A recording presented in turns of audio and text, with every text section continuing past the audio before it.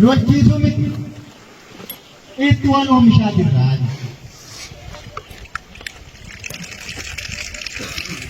Walleen bisuurra jira.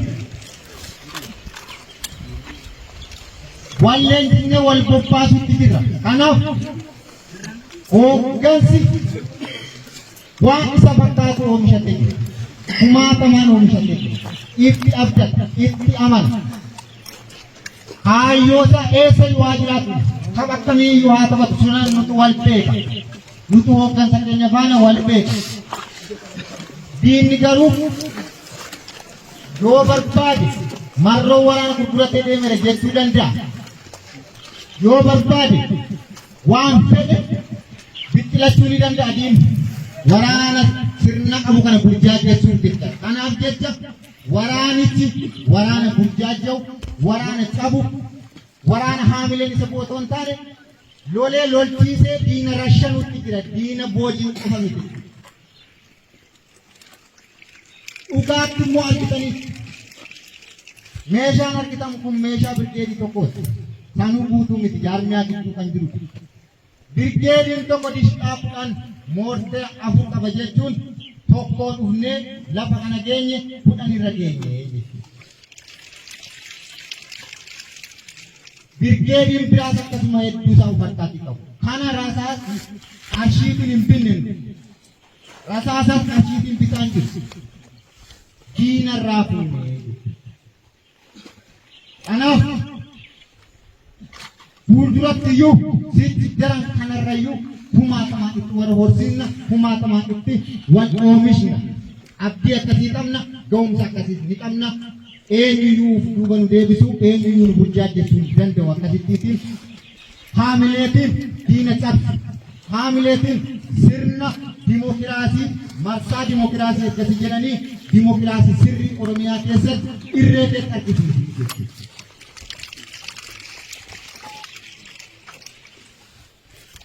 Akkas kanaaf nuyi waraanni bilisummaa Oromoo waardiyaa uummataa, waardiyaa sabaa jennee erga gabbaanee amma saantiba tokko waan baanee fi sharafuu qabnu.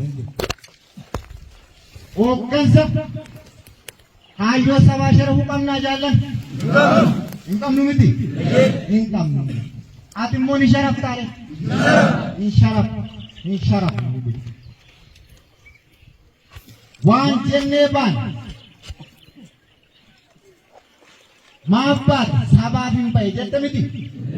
Sabaaf erga baate waan sabichi barbaadu hanga argattutti wanti of duuna nu deebisu tokkoyyuu hin jiru, hin jiraatu. Har'a nuti dirooniin adda addaa nutti jijjiiramaa jira. Dirooniin biyyuu gosa adda addaa nutti jijjiiramaa jira. Hallafoo miti, hallafoo xumurreerra loli. Lola lafoo xumuranneerra. Waan qilleensarraayyuu itti haa jijjiiru irraan ala sirni kuni sochii keenya dhaabnu, injifannoo keenya hin dhaabnu. Injifannoon keenya yookiin sochiin keenya fuuldurumatti deema. Wanti bara darbee jiru waan har'a jiru irra waliin madaalu.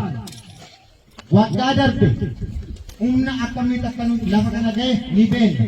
Humni baran ammoo lola funyaan Finfinnee jala jirutti harroota shanan Finfinneetti seensari achirratti lolli gurguddaan guyyaa har'aa lolamaa jiru waan bara darbe faana walitti hilmaamsisamu jechuudha. Akkasuma gara fuulduraatti har'a seensa shawaarratti yookiin giddu galeessa irratti Finfinneetti kiiloomeetira gabaabaa yaannee lolan gaggeessaa jirru sun tarkaanfitiin bara dhufoo Finfinnee keessatti yookiin naannoo waasaa irratti lolli gurguddaan ni ta'a. Abdii akkasii qabnaa miti? Lixarraayuu faanee as deemti. Giddu galeessa irratti meeshaa gurguddaa meeqa? Dhaabii guyya lama. Lola gurguddaa guyyoota lama sadiitiin dhaabii wal lolaa irra miti waraana mootummaa duukaa. Uftuban deebi'ee bakkuma sana dhaabbanne. Kanaaf humna cabsee fuulduratti nu oofuu danda'u nu dhiibuu danda'u. Sanammoo ittuma wal oomishachaa jirra. Sanammoo humna ittiitiin mootummaan kun dhaabu hin jiru. Ni beekna. Humna mootummaa kanaa maarra kan ni beekna. Garuu lolli akka sabaatti waraana bilisummaa Oromoo irra jira. Waraanni biyya kana jiru hundi humni isaa erga inni nurra jiraatee akkasitti immoo erga nuti wal dhaabnee mootummaa kana burkutaa'uu isaa yookiin keessisaa dhumaa ta'uu isaa waan beeknuun ni beeknaa jechuudha. Kanaaf isin haamileeti naamusa waraana sirna qabu waraana naamusa qabu waraana miidhama uummata isaa dhaabbatee ilaala waraana uummata isaa miidhu otoo hin taane waraana uummata isaaf dhiigu ta'uu qabu jechuudha. Ammarraa kaastanii rakkoo uummataa bira hin darbii rakkoo hawaasa kee bira hin darbii uummata hin cunqursiisu. Waan inni barbaadu jira uummati waan inni barbaadu immoo ni beekta baratteessa sirnaan baratteessa fedhii uummata sanaa eegu waan inni barbaadu guutiifi waan inni barbaadu maali yeroo keessa sochootu naamusa godhachuu qaba sirna godhachuu qaba kabaja uummata keessa kennuu qaba aadaa bareedaa safuu bareedaa inni barbaadu sana keessatti calaqqisuu qaba. Gaafas kan waraana naamusa qabu waraana sirna qabu gaafas jedhamtu waraana akka feerroo naamusa jabaatu jedhamtu gaafas. Kanarraa jala hawaasa nyaataaf jecha fedhii xixiqqoof jecha uummata dararta taanaan waraana sabaaf gad dhaabbatanii waraana saba dararuuf gadi ba'e akkuma kaleessa waraanni mootummaa naannoo kanarraati uummata hedduudhaan gube kaan qabeenya isaa ooffatu ni fe'ate argitaniitu ni keessatti dhaabbattanii ilaalaa turtan fageenya sana taata sun waraana biyyaa ta'ee waraana an biyyaa dhaabbata jedhee waraana biyya saamu waraana uummata guutu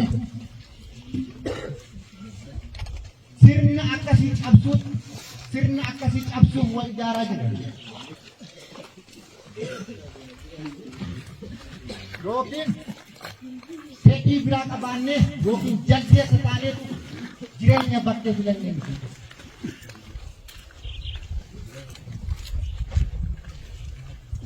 Waan barbaan waan Oromiyaa irratti hanqate waan Oromoon har'a keessa jiru wareegama Oromoon karaa qabeenya isaas ta'u karaa lubbuu isaas ta'u waan Oromoon kaffalaa jiru sana hanga firii uummata kanaa yookiin saba kanaa argannutti wareegamni keenya yoomuu deema hin dhaabbatu. Wareegama immoo wareegama ammarraa kaastaniifis kaffaluutti deeman hanqanaan duraa dadhabbii jabra aarsaa ittiin bakka tokkorraa bakka biraatti qaxxaamuraan waan qeerroo waraana bilisummaa Oromoo gaggeessaa turtan ammarraa kaastanii garuu lafee keessatti qabuutti jira dhiiga keessatti dhangala'uutti jira maaliif jennaan absoon gaggeessuunis mana qaba yookiin lola nuti diina faana lollutu lafee nu qabna dhiiga nu dhangalaata wareegama nu gaafata kanaaf sammuu kee amansiisiitii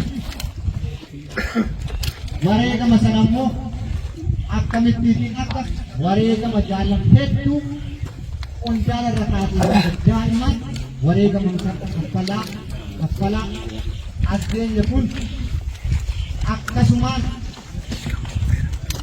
waraana wareegama kaffalee wareegama isaatti immoo bakka gochuu yookiin firii itti argamsiisuu nama danda'uu qabu yookiin dhaaba danda'uu qabudha. Akkasumaan lafee qabsiisuu otoo hin taane akkasumaan dhiiga dhangalaasuu otoo hin taane dirree Oromiyaarraa har'a wareegamni sassalamaa jiru sun kan nuti galmaan keenya yoo sochoomnaan bilisummaa dhiyaate sana harkarraan geessifannee waan barbaannu sana waan aannu kun jalqabaa kaasee ittiin ijaaramee dhaaba adda bilisummaa Oromoo jedhamee kaayyoo wal fakkaataa fedhii wal fakkaataa qabnu sanaan gadi dhaabbanne sana hanga alaabaan keenya alaabaa uummata Oromoo yookiin alaabaa adda bilisummaa Oromoo jedhamee addunyaa irratti mirkanaa'utti wareegama keenya kabajaan firii keenya sanaan argamsiisuu qabna.